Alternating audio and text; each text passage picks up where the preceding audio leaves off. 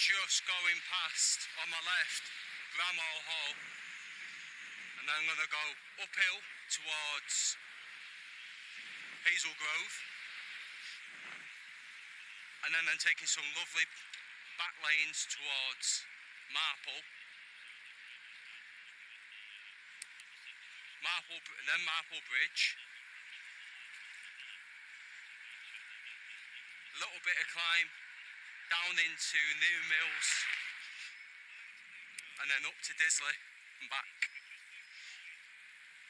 Around 30 miles today.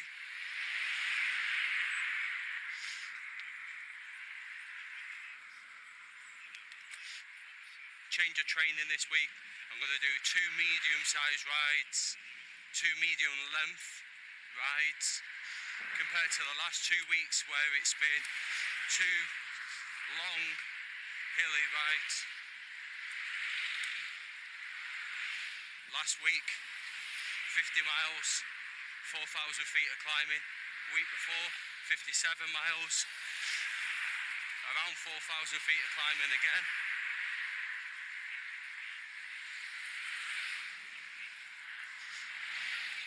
So today I'm probably only going to do about 2,000 feet of climbing. I'm on the Specialized Hybrid today. Leaving the road bike at home, taking this one out for a spin.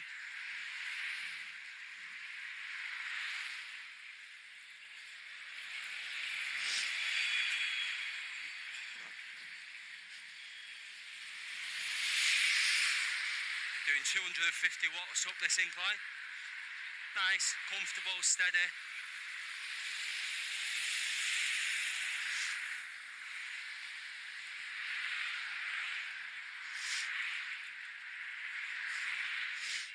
My power numbers normally shoot up on the second half of the ride.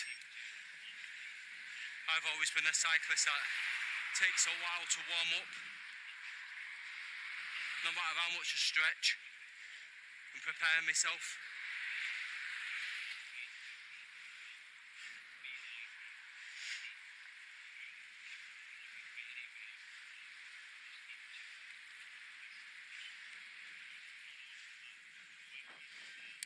Well, I had a bit of a hill earlier and I peaked at 500 watts for a few seconds. Nowhere near my maximum, which is around 700.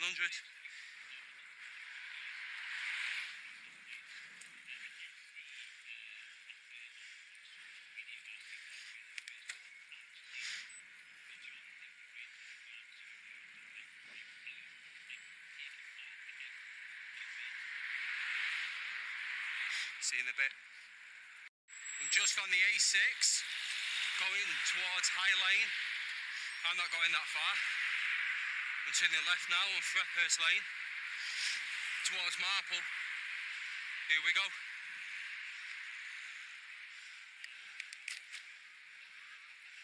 I've been down here a few times.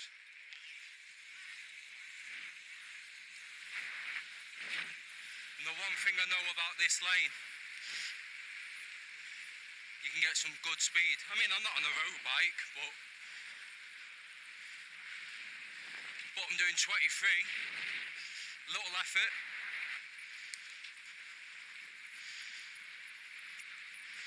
I feel like I'm stuck between gears. It's one of the major bugbears of a one-bike drivetrain. Although this is 1x10, a lot of newer bikes are 1x12, and SRAM have just brought out 1x13. Still think at some point, even with that ratio, if you're used to a road bike, you're still going to hit a point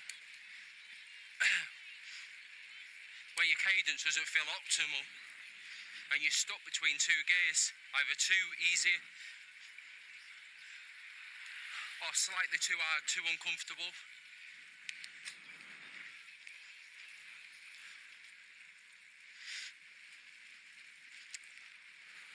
I mean, a lot of people are happy with one bike.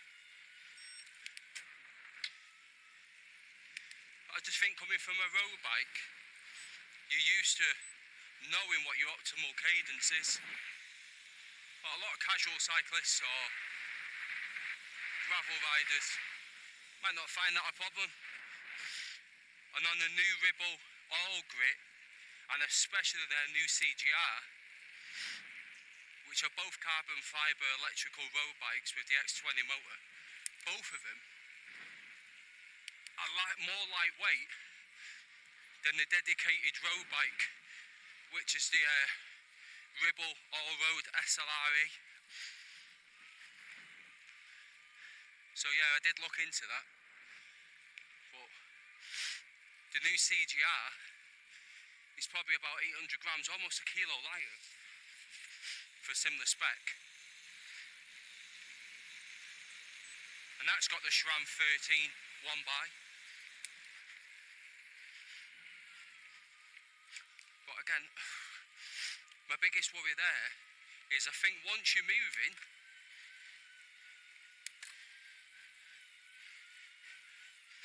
on most roads, it's probably going to be more than good enough. But I think I would spin out. I'd spin out as soon as I go over about 35 miles an hour. I'd spin out, and I enjoy spinning my legs. Even 40 miles an hour keeps your legs warm, and sometimes you still want to add a bit more speed. Why not?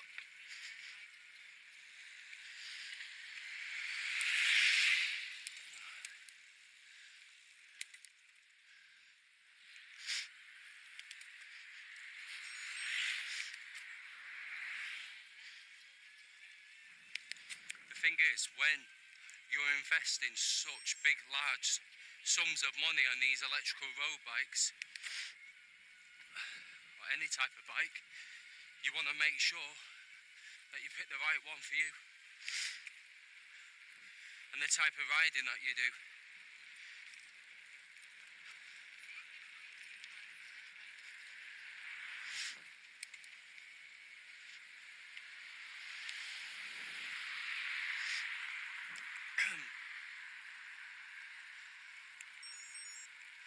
With the All Grit, I got it wrong, the All Grit has the SRAM. At least I think it is. One of them has got the SRAM 13 1x, and the second one has got Shimano 105 Di2. Yeah, the SRAM Di2 the 105 Di2. But what put me off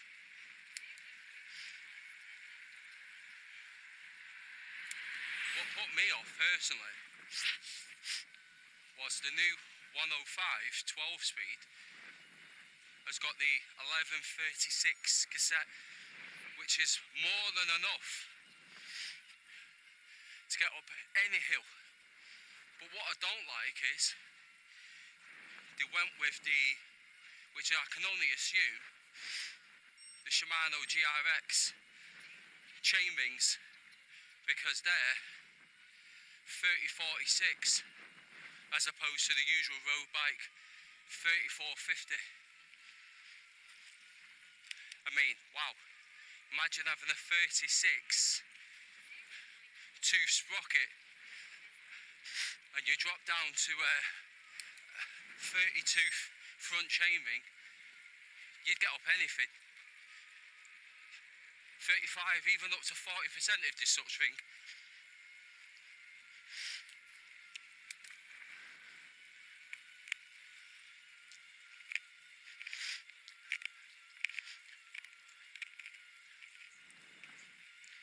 But that 46 tooth chain ring is just too small for me. Be alright for people that tootle along, occasionally might go up to about 30 miles an hour.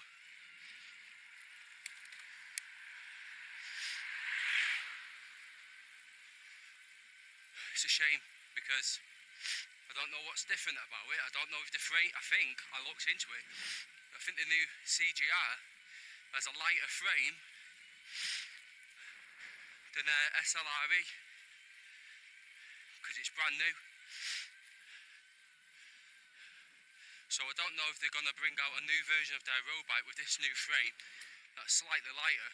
And you can see, looking at it as well, the chain stays are thinner. I was flicking back and forth between pictures of the two bikes, and you can see the differences. And it's just mad that the bike that's more orientated towards going off-road is lighter weight than the road bike. Strange. At the moment, I always feel like for every positive with each bike, I'm finding the negatives. Is it the perfect do-it-all bike? Is that something you'll never find?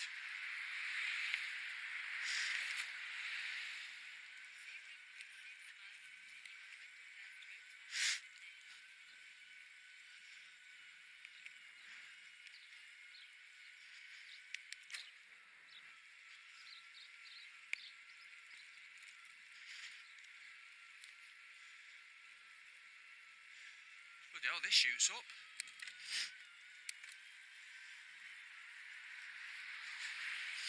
Let's get it on. 400 watts. 400 watts plus this bike. No wonder we're doing 40 miles an hour uphill.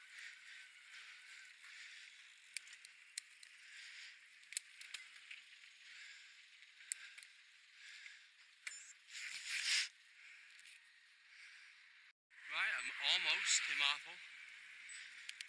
I'm gonna stop for a cappuccino,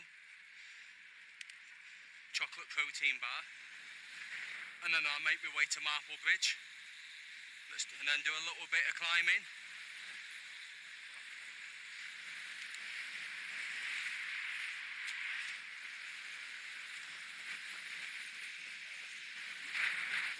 That's a really old mill.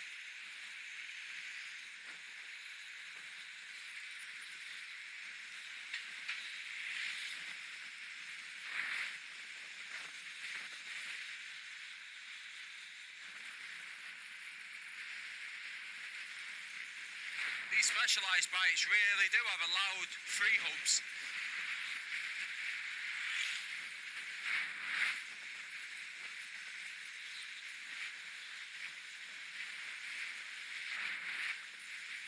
I'm not even sure who made these wheels.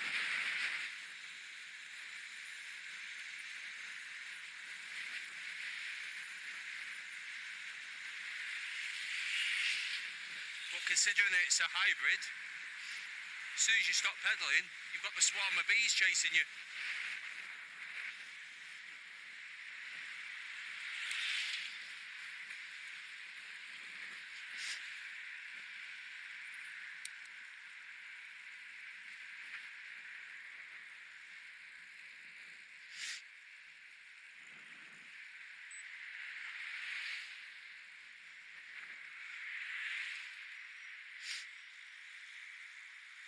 Swine. Frustrating when you've got momentum on a bike. Takes effort to get it back. 3% incline, still do 15.5 on level 1 eco.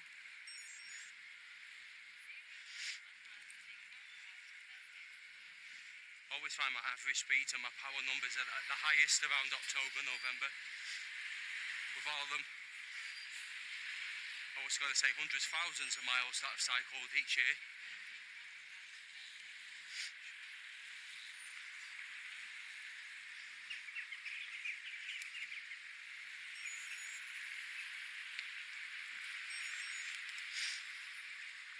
Right, I'm going to turn you off. Well, I've just enjoyed a cappuccino.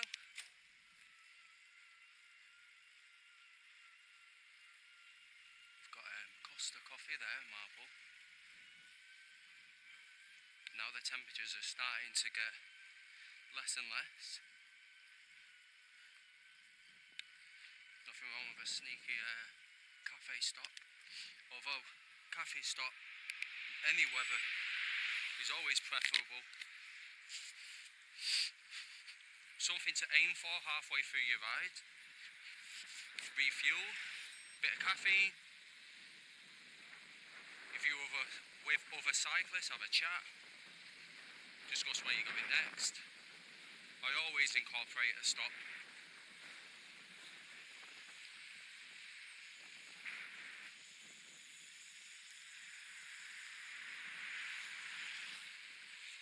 That was a quick corner. So I'm heading down now into Marple Bridge from Marple.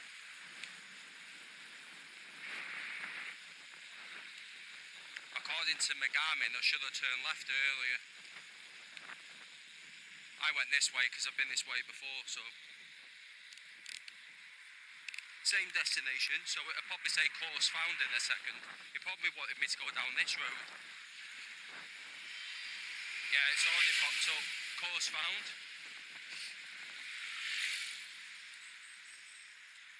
Always surprises me how sharp the brakes are on this bike with the bigger rotors as well.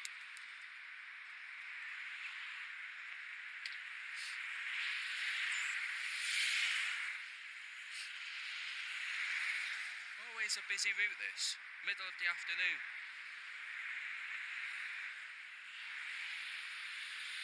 It's literally just car after car. I mean, it is 3 o'clock, is that school pickup time, but there's a lot of white van men as well. Cheers mate, you're blocking my way. Off you toddle. Off I go.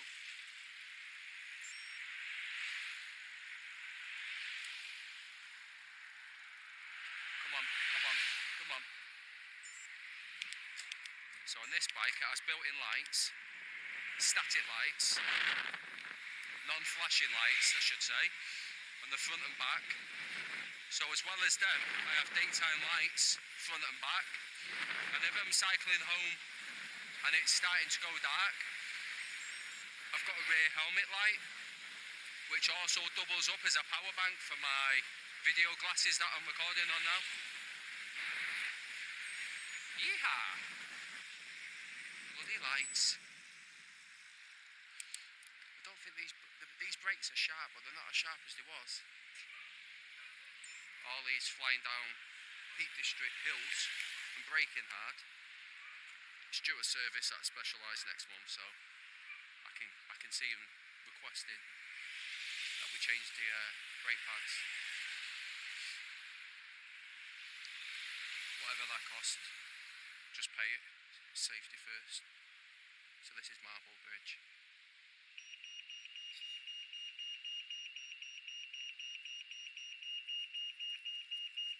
That must be the Marple Bridge.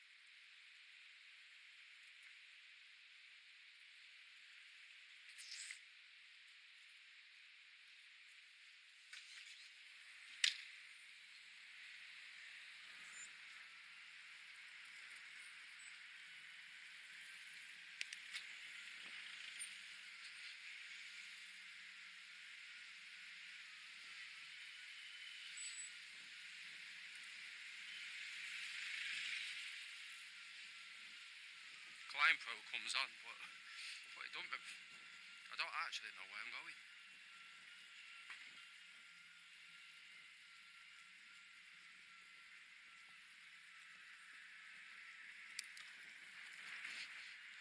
Beautiful cottages, them. I think somehow I've got some fingerprints on my glasses. I think I've got a wipe in my bag. I'll have to sort that out.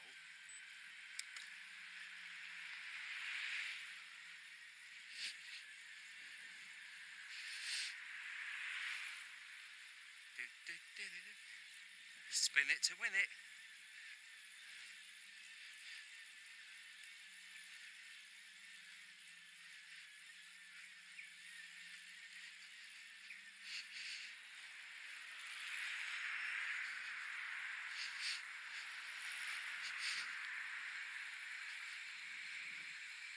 These mid-hub motors benefit from higher cadences.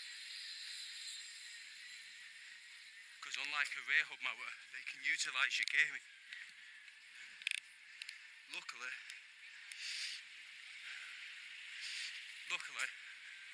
my preferred cadence is quick. So I'm happy spinning up hills.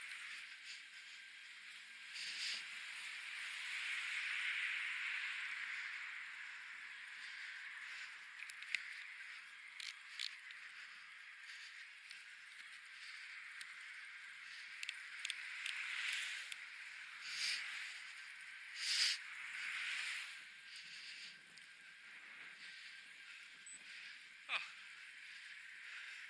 didn't realise I was still in turbo. Not like I'm counting battery today, because I've got the range extender and it's only a 30 odd mile ride.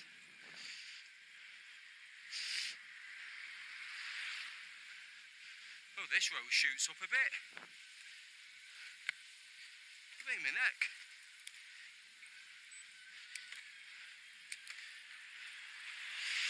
I'll keep an eye on my power output, but also Climb Pro. 300 watts, 330.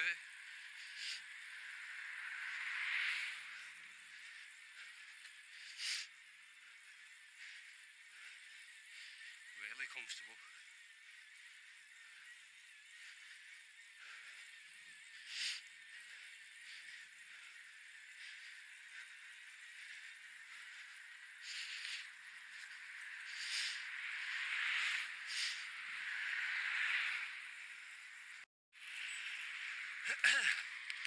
Oh, pressed the wrong button. Never been this way before.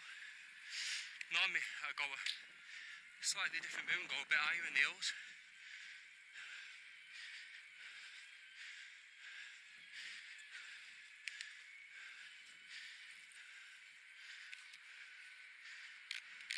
Helmet's annoying the back of my head today. Like literally from the minute I left the house. Maybe I had it on too tight.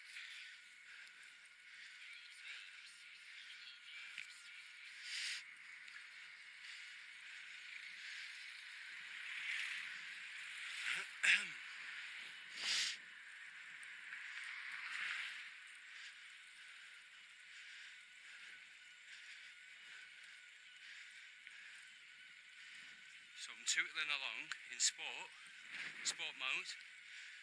I think that's set to give you about 60, about 140 watts extra.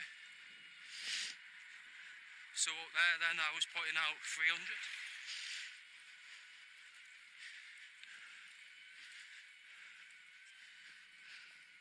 Certainly helps take the edge off anyway.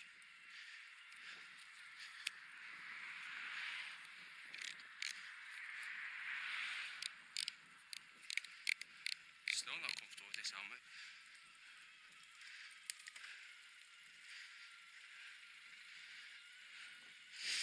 The thing is, with this bike,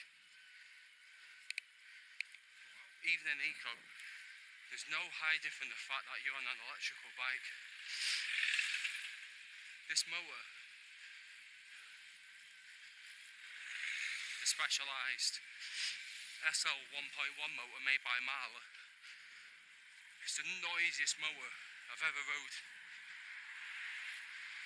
Even in eco, which is strange because Marple, I mean, yeah, they're different types of motors, but my other road bike, the Rebel Endurance SLE, has the Marple X35 Plus motor.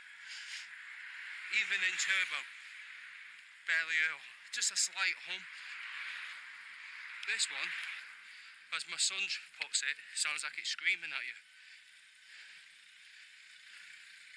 It's such a scratchy, high-pitched sound. Gets on your nerves.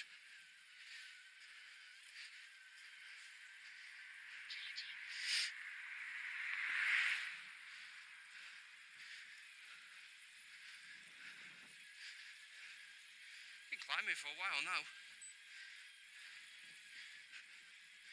5% incline. So I'm assuming at some point I'll drop right down into new mills. roughly, well, almost halfway through my ride.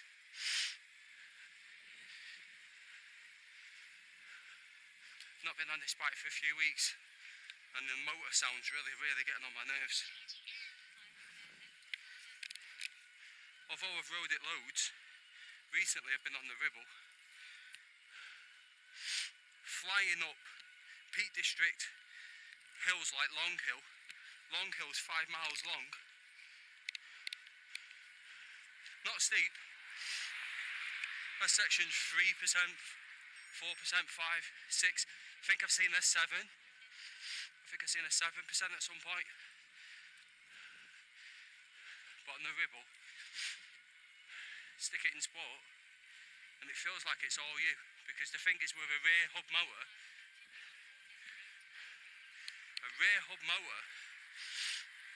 doesn't actually directly assist your pedalling.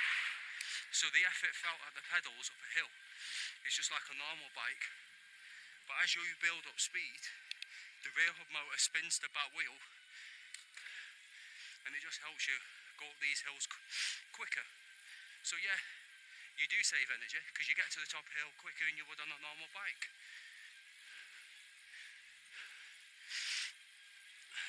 But jump on this bike, and as you're going up the assistance levels, you can feel how much it's helping you at the crank.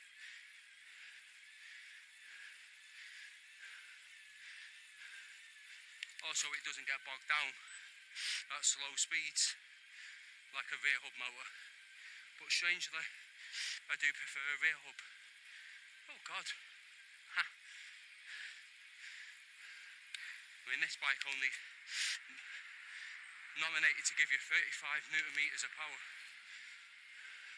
but at least at slow speeds you get all that, so it feels much stronger up a steep incline than my Ribble. Although to me, on a more gradual incline, the Ribble motor's lighter, and for me,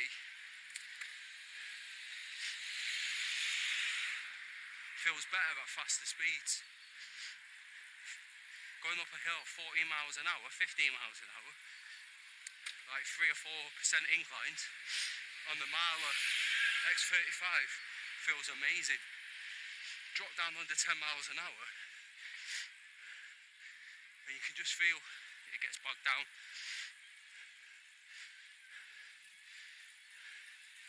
The only thing what lets this bike down is it's not a road bike.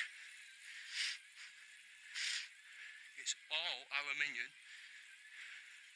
It weighs over 16 kilos. Then I've got the Ranger Sander, which weighs a kilo.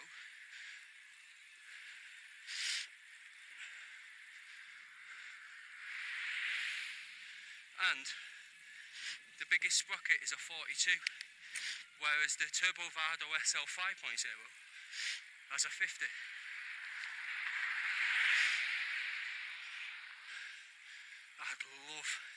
I'd love to go to something like Bamford Clough and bang it in that 50 rear sprocket, 42 at the front, or 44 I think it is, 44.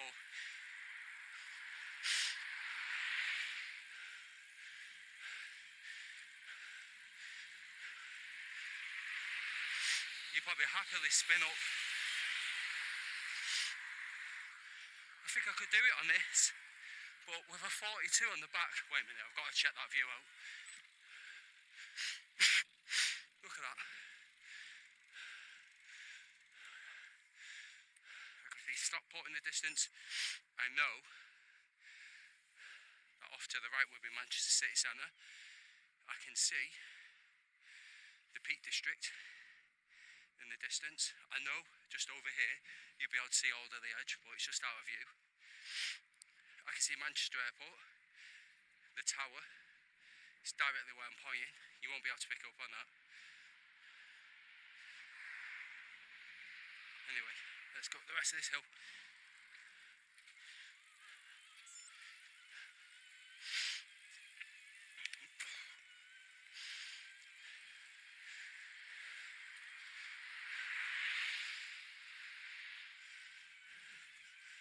It's nice occasionally to go off a road bike into a more upright seat position on a hybrid. For years, hybrids is all the road. It was only when I bought a Specialized Diverge Elite that I first tried a road bike. And I didn't know as much about bikes then, and I was shocked. I took it up all to the edge.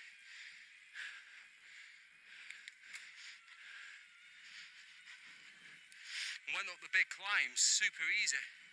It was only after I sold the bike and I got more knowledgeable about bikes that I know that Shimano GRX has smaller front chainrings.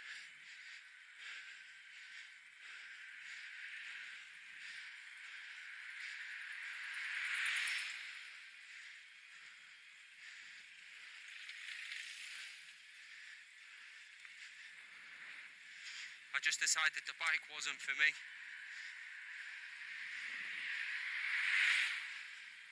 Felt too small. So it was a 56, and I am a 56, but I can only assume because it's a gravel bike with the more upright position and the top tube being short, I just felt a little cramped. Strange, because I've rode over 56cm frames that have been big.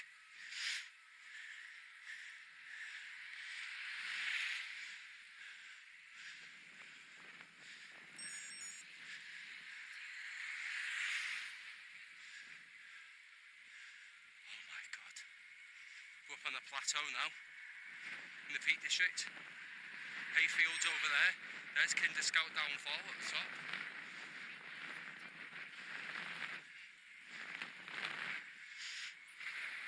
So the Specialized Diverge I bought for £200. It'd been stored in a garage for a couple of years. I got it in my work stand. Spent 4 or 5 days deep cleaning it, removing all the grease,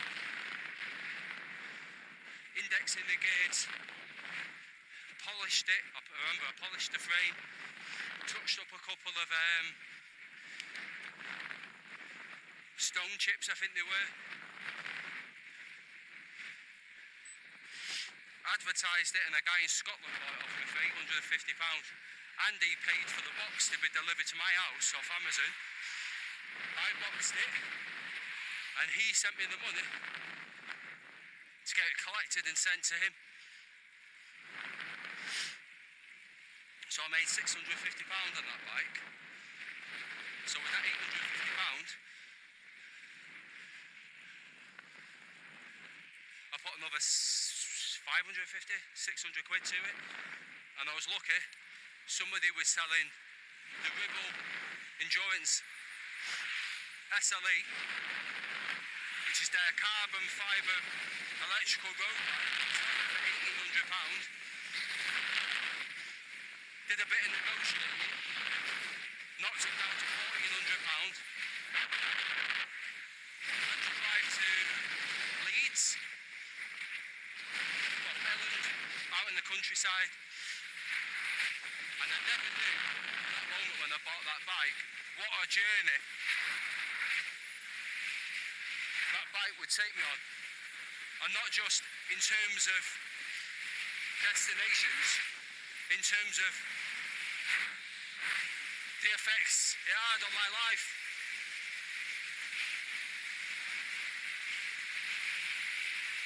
Visiting places I'd never been to before.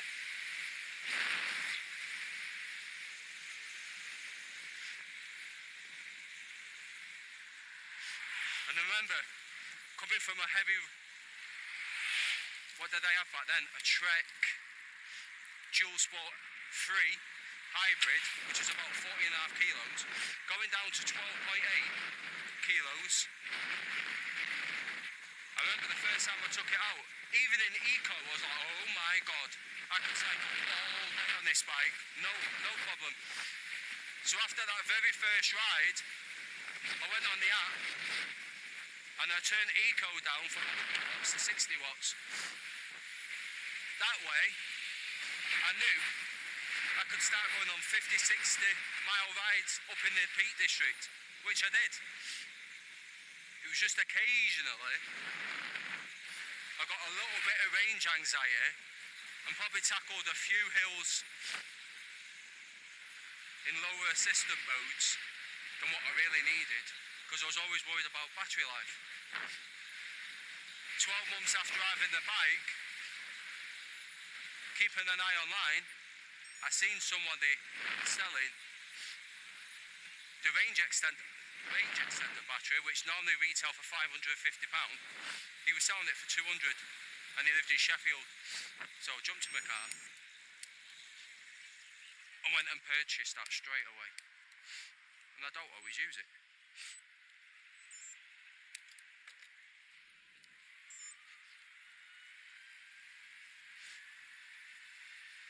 But it's amazing to be able to go out. I went up in the Peak District last week, tackled about 1, 2, 3 significant climbs that popped up on Climb Pro, as well as quite a few gradual hills. And I got onto the Cattenfiddle Road, I looked down and my bike was on red, but the range extender on the Marple works as a battery charger. So I switched it on, and as I'm cycling downhill into Buxton, my internal battery is being charged by the range extender, and it adds about 75–80%.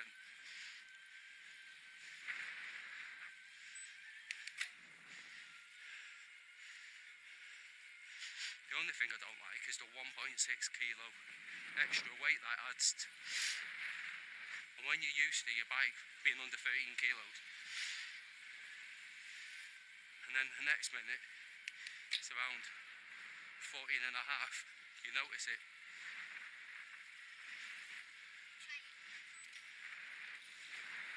Look at that. Someone's built a house inside an old church. Amazing. This is New Mills in the Peak District.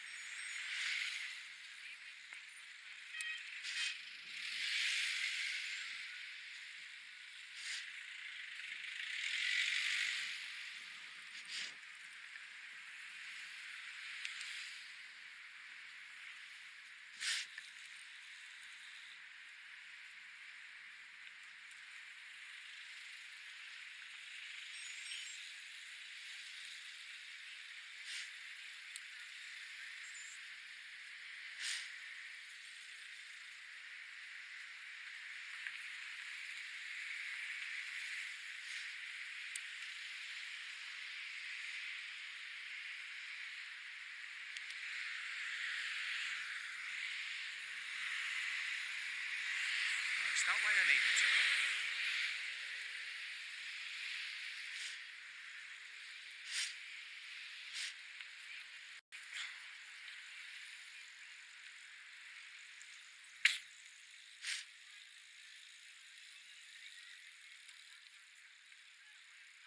So we're still in New Mills, and we're about to go past the factory for Swizzle's Matlow, is it?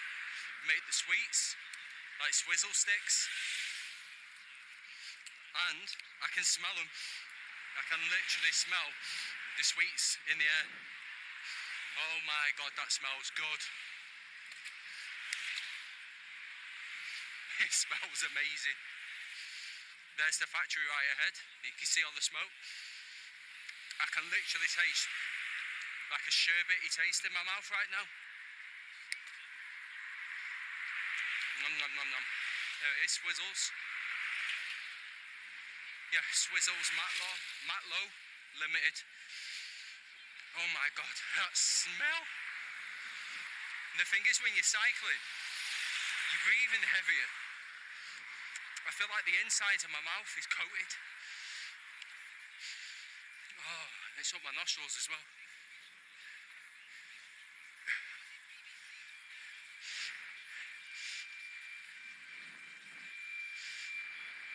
Oh, Swizzles. You can dip me in that mat and turn me into a lollipop. I'd eat myself.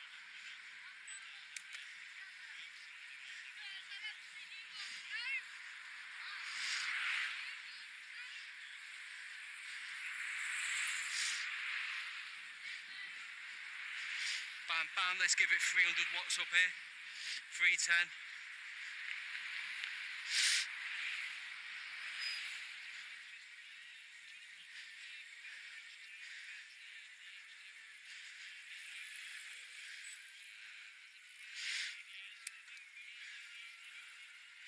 Always busy this way. That's why I didn't come this way last week.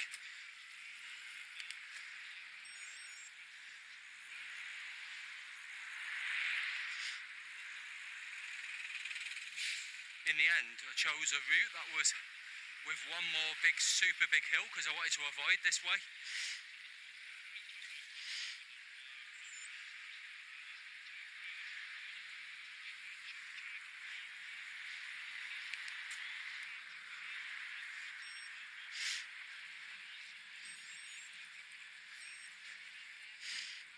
Let's give it 300 wateroonies.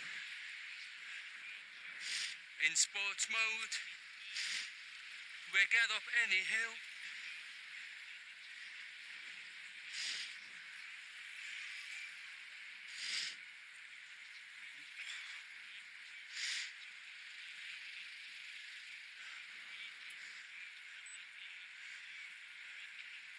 Tempted to put it in sport all the way home because I've got my Ranger extender.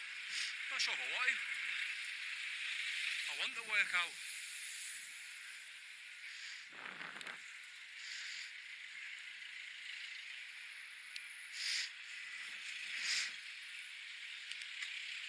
On my Ribble, sometimes I put it in sport mode thinking I get home quicker, and I do. But there's been times when on the way home, and like I said, I always do my best numbers power output in the second half of my ride. And there's been times where I think, stick it in sport, get some help on the way home. And what happens is, because I'm fully warmed up and I've stopped off at a cafe, what happens, I end up cycling 17, 18, 90 miles an hour. Motor don't even kick in until I come to the traffic lights. Or the road's undulating. But sometimes I carry a bit of momentum into a bit of a hill and I look down at my bike computer and I see it 18 miles an hour, 90. As I'm going up it, 17, 16. And then the motor kicks in and sometimes I'm almost at the top. So just as I'm about to crest, I get a little surge of power, in sport mode especially, boost me over the crest of the hill, and then as soon as I build up speed again, nothing. That's why so many times I've returned home, and especially if I've not got headwind, and I say, even without the Ranger extender, oh, still got 40-50% charge. I should have used more going up the hills.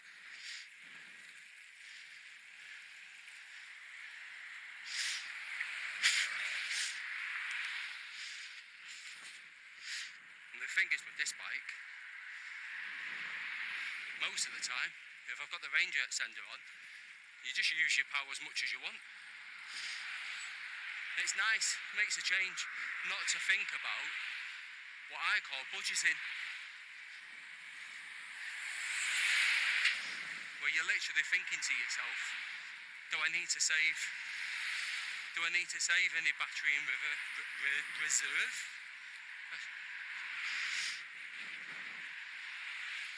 And you might be on a long stretch at 3-4%, and you slog away in eco because you're thinking, I'm going to need the battery later on.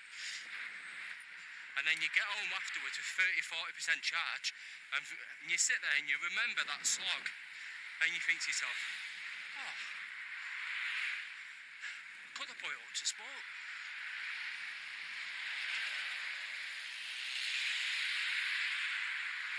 I suppose in a way, that's where your fitness are gained in them moments.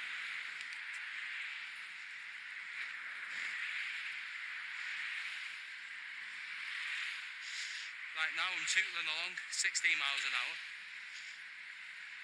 You still get a little bit because there's a bit of runoff on the Specialized mower. Doesn't cut out at 15.5, cuts out closer to 17 miles an hour. I think what happens is you reach 15.5 and then the assist starts to tail off. And I think when it's been on a quiet road and I've been listening, it seems to cut out around 16.7, 16.8 completely. But by the time you reach that speed on most roads, you don't need the assistance. The faster you're going, the less you need. And oh my God, I would love the X35 not to cut out at 15.5 on the dot or 15.6 because it's so abrupt.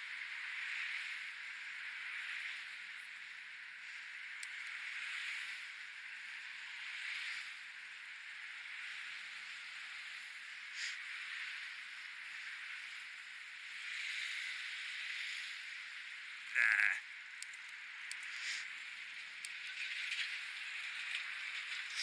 Right, I'm recording on this stretch of the A6, not because it's interesting specifically, but for my own safety.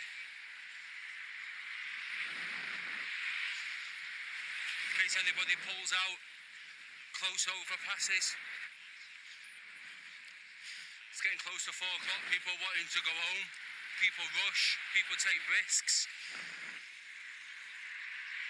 Don't realise it's a human being and a father of 4 on the bike.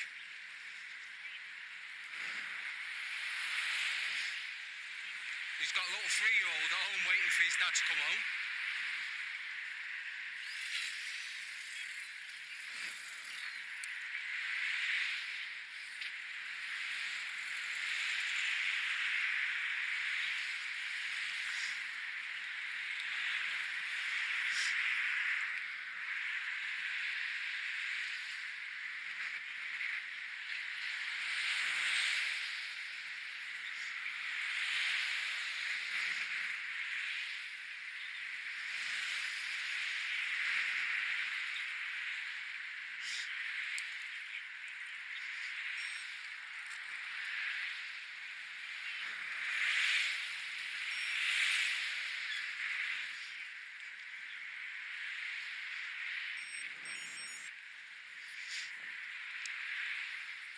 Very busy, so I'm going to take a slightly different route home. I'm going to swing left and I'm going to go through Poynton.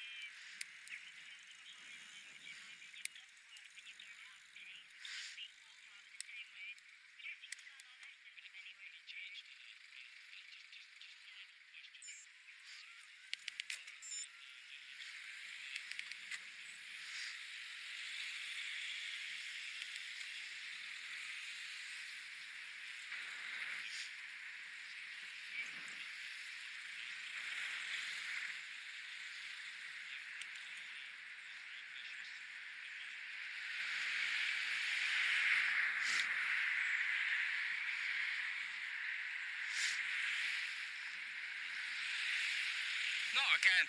There's no one there. I'm going.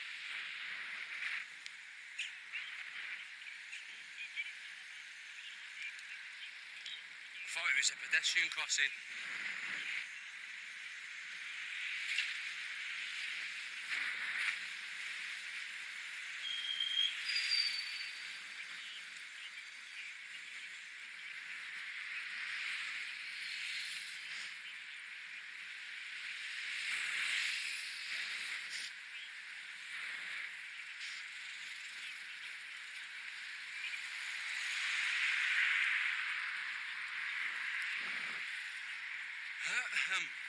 Looks like it could rain. Don't think there's any forecasted. It's not particularly cold either. It's around 17. I mean, certainly not short sleeve weather. Long sleeves today.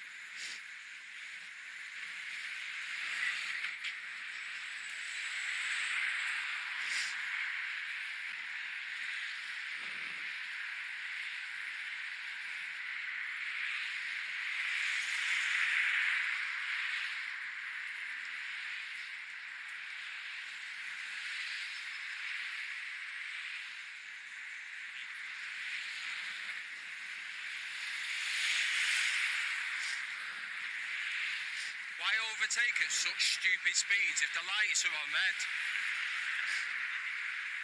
Bloody tool. What's he gained? I'm going to undertake him now, so this muppet here, this Ford.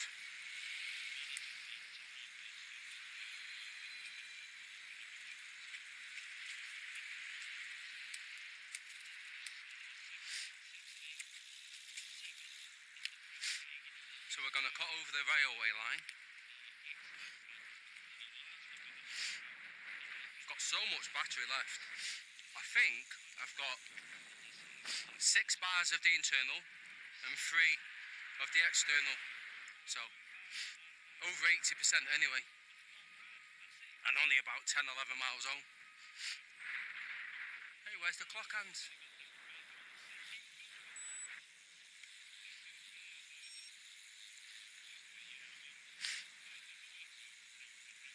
Oh, it's always wet. It's just damp, it's no... Yeah, it is going to splash slightly up on my frame, but I've literally just ceramic coated it, so if it does stick, I quit white with a cloth when I get in, and it just flicks off.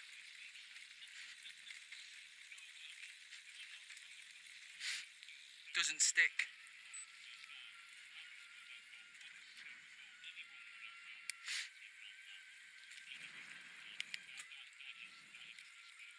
See in this side.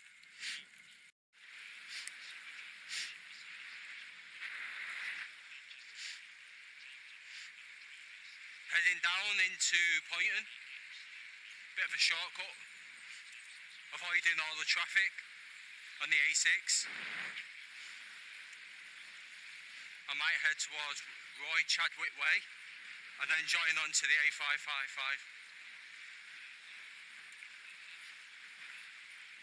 Should start calling it the A555.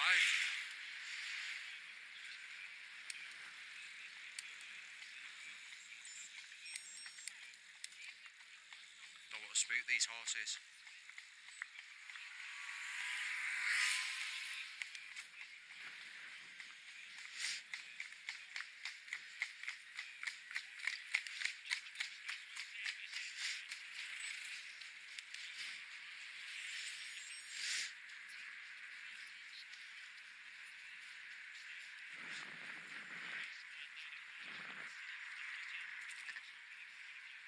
Potholes. Saying that, these nice big chunky specialised Pathfinder tyres, you don't have to worry as much. I'm not saying steer your bike into potholes,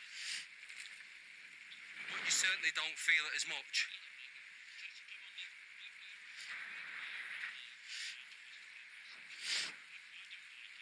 And it makes up for the lack of carbon fibre forks that I'm used to, that absorb road chatter, as it's commonly known as.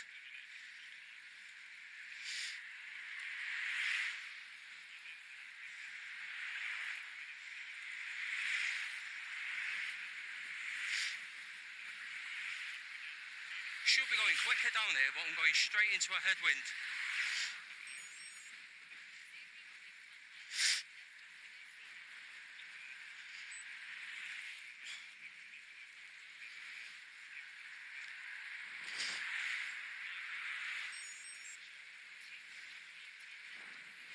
Still got over 80% charge on the bike.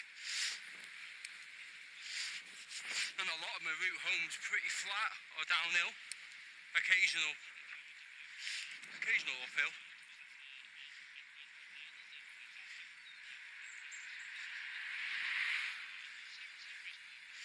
only thing is, with this specialised Turbo Vado SL, with it being 16 kilos, they have the motor tuned to the exact same as even the carbon fibre Creo or even the S-Works, which is in eco to give you 35% support. Personally, I found it was nowhere near enough to move this heavy bike.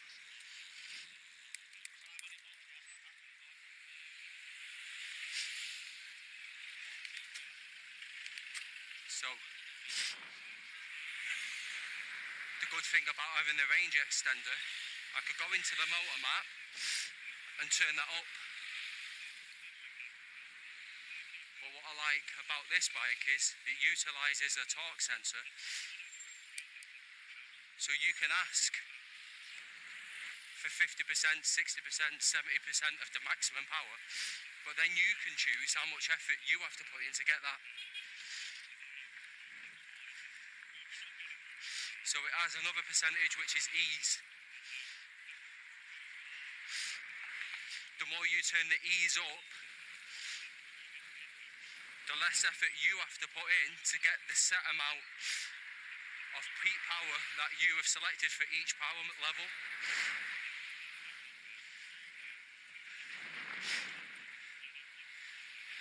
So in sport, you could have it 60-60, which is 60% maximum power, 60% ease. But what you could do if you wanted is turn the maximum power of sport up to say 80,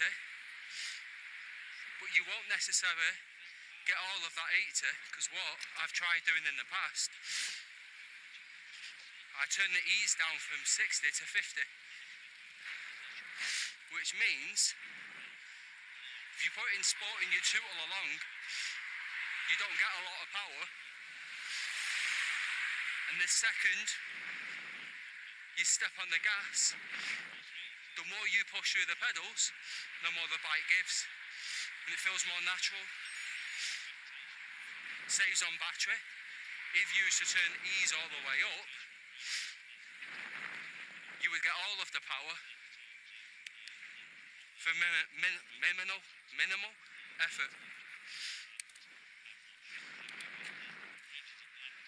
So you have the opportunity to set the bike up to suit your riding style or your preferred way of using the motor, because you pay all the money for the motor, so use it.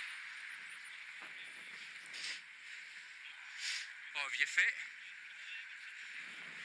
and you only want the power to kick in, the more you put the power down, you've got the option.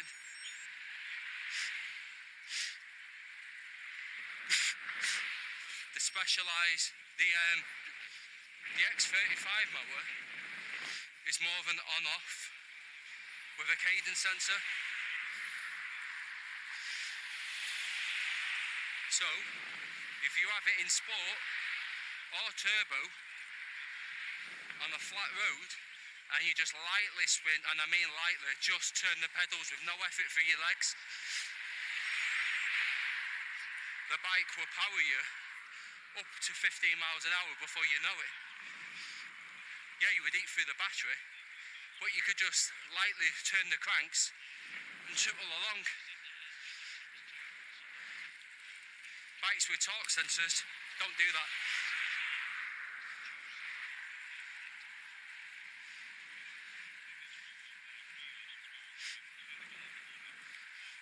I prefer the latter. And the thing is as well, if it's an all or nothing system, when you hit a hill and you put the effort down, you put the hammer down, you feel like you don't get any more power because you're already getting, even before the hill, all the motor can give. So you can feel let down by the assist. With a torque sensor, you can be tootling along, putting a reasonable amount of effort in.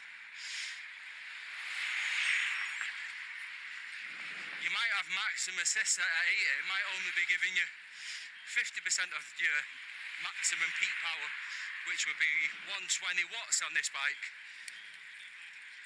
You hit a hill, you put the effort down, and that shoots up.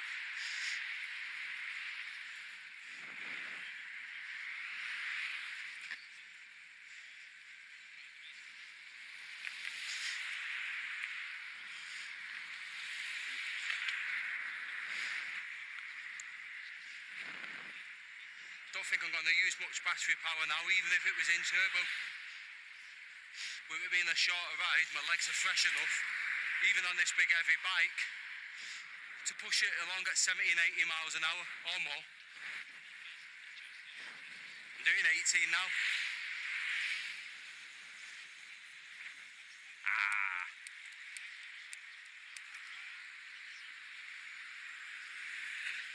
Very frustrating on a heavy bike when you have momentum and then you lose it at a junction.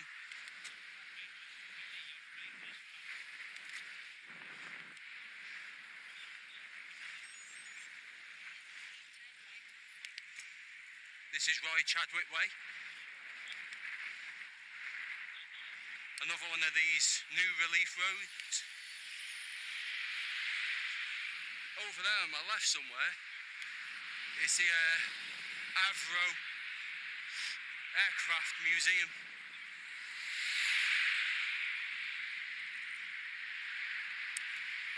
Over in Woodford, where the planes were built. Yeah, I can see the back of a plane right now. So yeah, I've got the bike set in sport because I've only got 9 miles to go home. And then pedaling a bike with the range extender that weighs 17 kilos, but I'm doing over 18 miles an hour. And uncomfortable with it. My heart rate is only down at 130. Because lately all my rides have been 50 milers. And today I'm doing 35 maybe. And not up in the Peak District hills.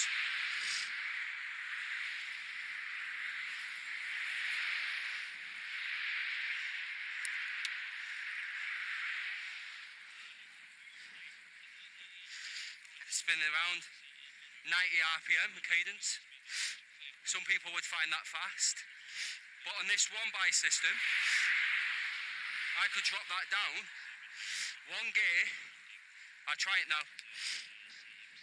and my cadence just dropped from 92 to 76. I'm happier at 90 plus than I am at 70 RPM. I'm a spinner, not a grinder.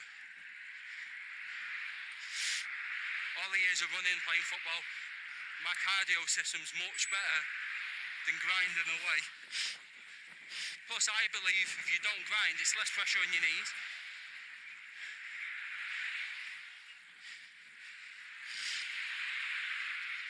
Motor's still not kicked in. This road's about 3 miles long. The motor probably won't kick in once.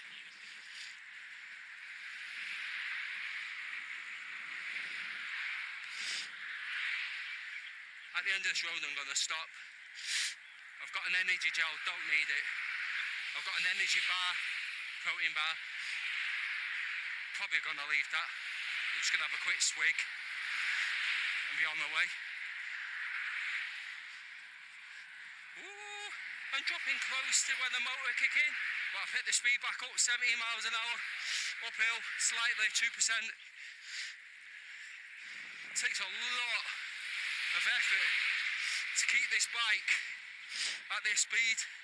My road bike, you go up to 18, you tuck in, and it feels sometimes like keeping it at that speed is very, very comfortable. If you fit this bike, I'm feeling every stroke of the pedal. The thing is, last year, excuse me, let me get some tissues out. Last year, I bought this bike in September, so obviously it was new to me. If you want to ride a bike you've just bought, I pretty much rode this bike for the whole winter with its wider tyres. And once it got to the spring and I got my road bike back out, wow, it felt so light. Because even if I was doing 30 miles in the Peak District, it's an electric bike, I know, but once you get it over 70 and 80 miles an hour, it's heavy. So the leg strength that I built up. Right, I'm gonna stop, get a drink. Well, I stopped, quit swig.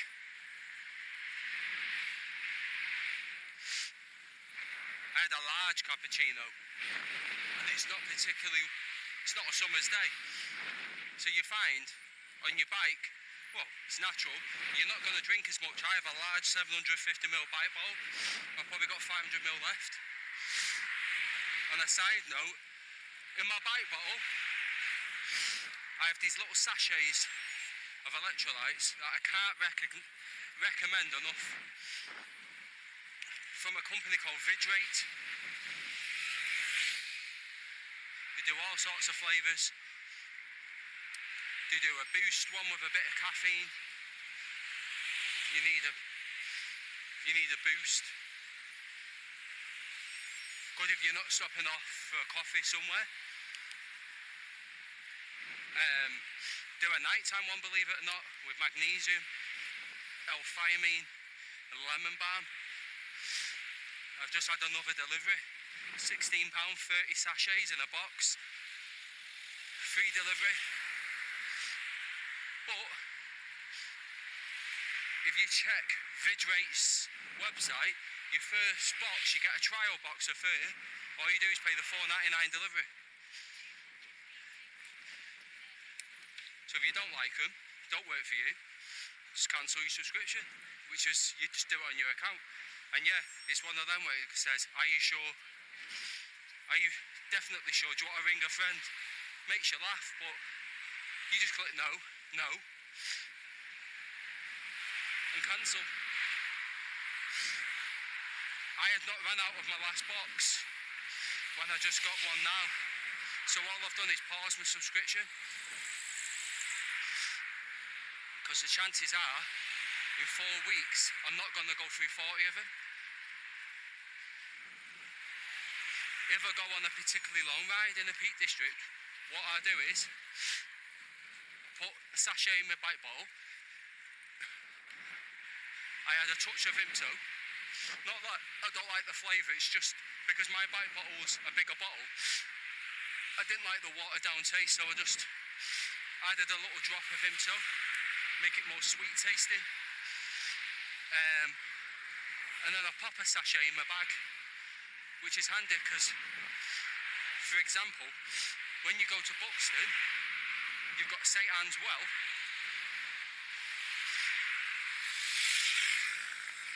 which is the same water that is bottled up and sold as Buxton water, flows freely. So if I've been up in the Peak District on a sunny day, I drop down into Buxton, go to a cafe, get a cappuccino, slice of cake or whatever, or a sandwich, bit of fruit, yoghurt, whatever you're having, and before I go up on the Cat and Fiddle towards Macclesfield, I go over to the well, pop another sachet of electrolytes in and fill it back up with that spring water. And I think during the heat wave, I think it's roughly about 10 miles to Macclesfield up on the Cat and Fiddle. And by the time I came down into Mac, I pretty much drank all that. I went to Greg's, got myself a bottle of water and filled it back up. Don't think it was all gone, but I topped it back up.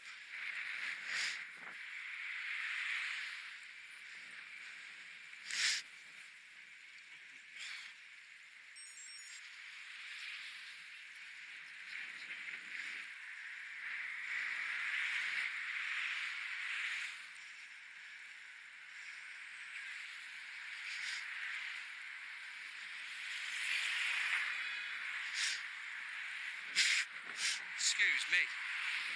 Alright, drippy nose. Pothole's still there. I'm gonna click no because I didn't see it.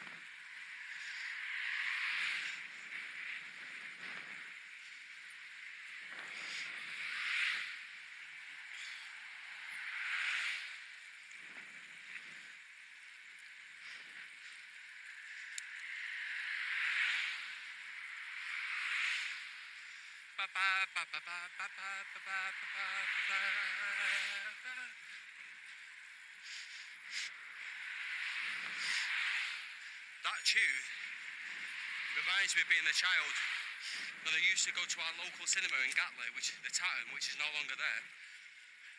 There was always an advert before the film for a company called Pearl and Dean.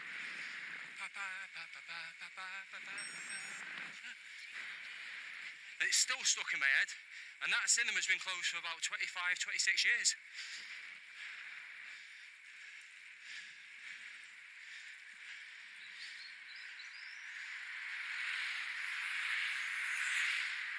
About to go downhill.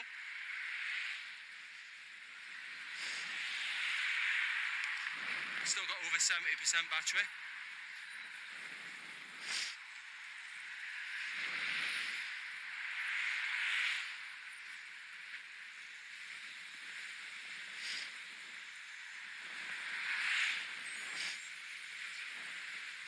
My average walks are quite a bit down, but on my peak from a few weeks ago. But I'm not bothered. No, I'm out, I'm cycling, I'm in fresh air, keeping my fitness ticking over. If numbers are important to you, they're not to me. They're not the be all and end all.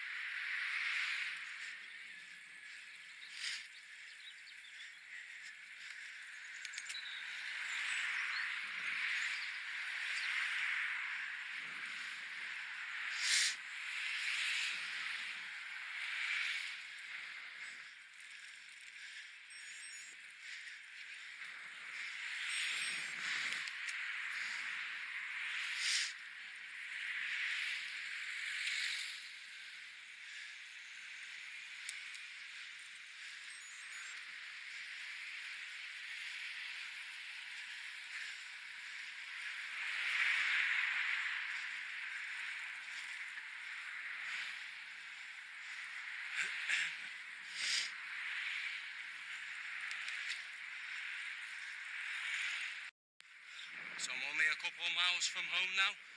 I am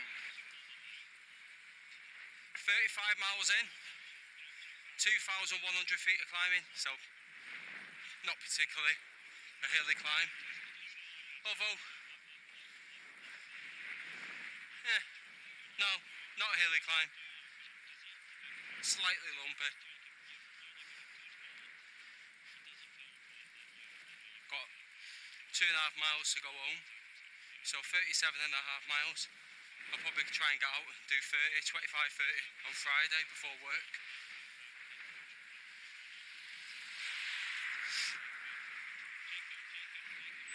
And I'll just concentrate this time of year now. Unless you get the odd freak day, because you can in October.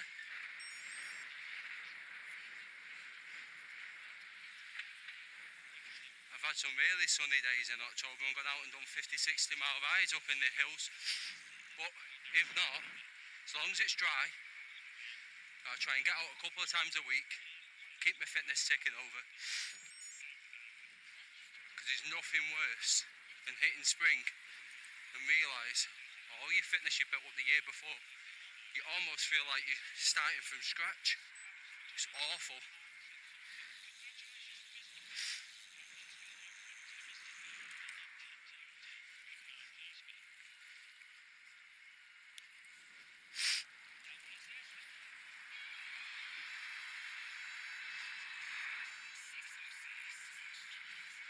and I'm not really a fan of going to gyms. For me, exercise is about getting out in the outdoors. Yeah, I can sit there and spin away on a bike, looking at the wall, or people walking past, just not for me.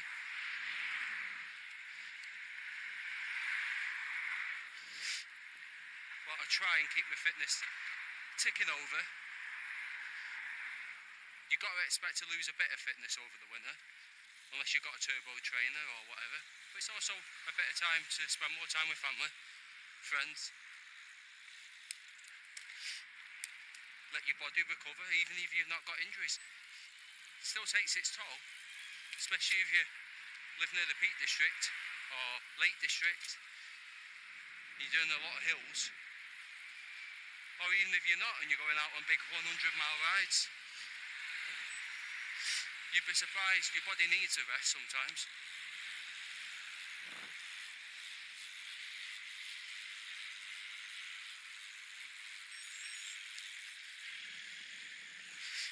I find that any new injuries or niggles that I get at my age now, mid-40s. For instance, I pulled my calf 2 years ago and occasionally it still plays up. So I'm not convinced that injury will fully go away.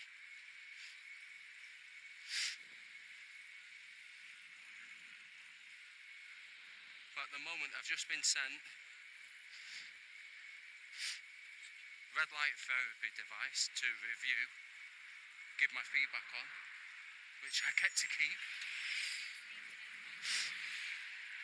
And this morning I put it on my calf, and then I went upstairs and did my pre-cycle stretches, a little bit of deep heat to bring the blood to the surface and to warm up the area. And I've put the power down today, and luckily no niggles from it. I'm not saying I'm nursing an injury, but you know when you can just feel it, I wouldn't even say niggling, where you can just feel it slightly in the background. If you tense your muscle, you're like, ah, yeah, I can feel that.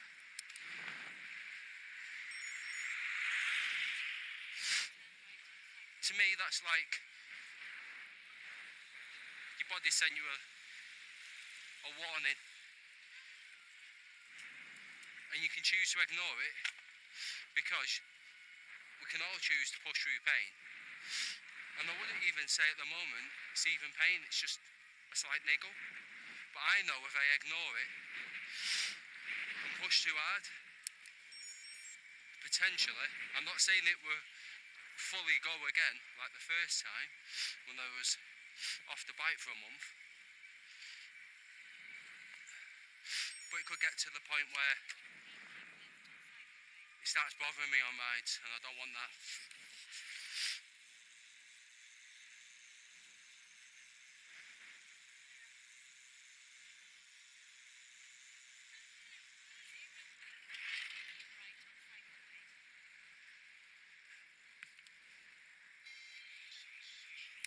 Love it, starting young on the bikes.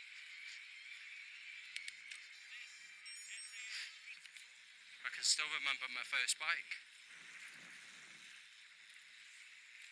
I still remember the Christmas where my mum and dad bought, I think off the top of my head, my bike was an Apollo and my brother's was a Peugeot.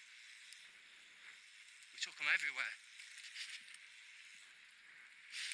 But living in a council estate, I've had multiple bikes robbed. Off the top of my head, I'm sure I got robbed outside the shop when they went in for 2 minutes. But you learn. That's why I don't carry a lock for any of my bikes. Don't carry a lock for either of my bikes. And you might think why, but the short answer is don't need a lock, because I would never leave them anywhere. When you've got one bike that's worth £2,500 and the other bike closer to £4,000.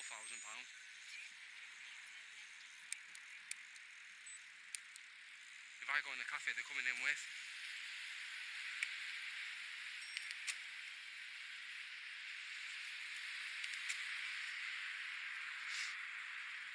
had the odd cafe say, sorry, you can't bring that in here. And I point out to him the value of the bikes, and I say, well, if you don't let me bring my bike in, which is your choice, I'll just take it somewhere that will. Most of the time that seems to work, because they want your customer at the end of the day. Are they going to replace my bike if it's stolen from outside their cafe? No. Most cafes, especially on my road bike, can find a space just to stand it against the wall.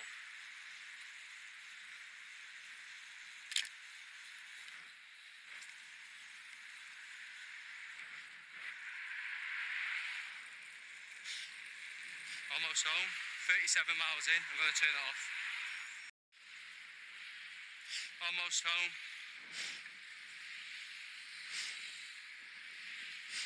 Almost 37 miles in. Traffic's a bit busy now.